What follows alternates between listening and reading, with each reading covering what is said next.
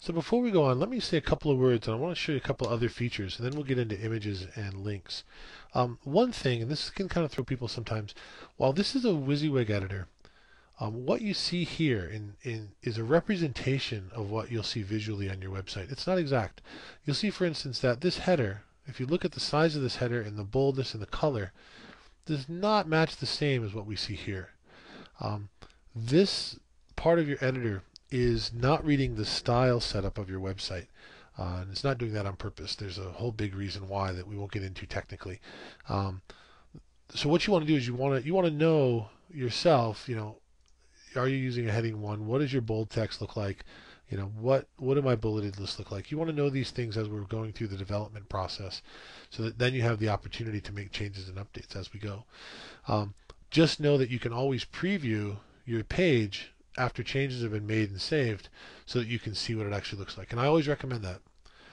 Always look at your page before you feel like you're signed off on it.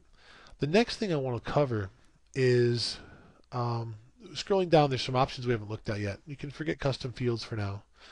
Um, Discussion and pings. With pages, you probably always want to turn this off. And again, I'm right here in this section, allowing comments and allowing pings. This is really for blogging. If you want people to comment on your pages, meaning you want to make it possible for them to leave comments, you can certainly leave this, but I don't mostly recommend this for pages. Just leave it for blog posts maybe. So make sure these are unchecked when you're working with pages.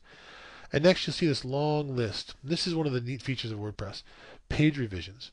Here we can actually go back over each saved revision that's stored in our database and can look at what we've done with the pages over time.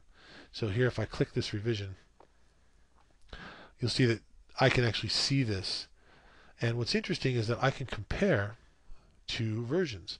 So I can compare my current version to, let's say, this version down here. If I compare them and select compare, you'll see they'll be in two columns, and the items that have changed between the two will be highlighted. Neat little feature when you're trying to work backwards and find something, or let's say you like the way you wrote something before and you can't find it again. A really neat thing to do there. So let's just go ahead and come back here. And so again, these are some of the advanced features of WordPress. Just letting you know that there is revisions in the editor, so you can always go backwards. That you want to make sure that discussions, both boxes under discussion, are unchecked. And what we'll do next is get into links and images.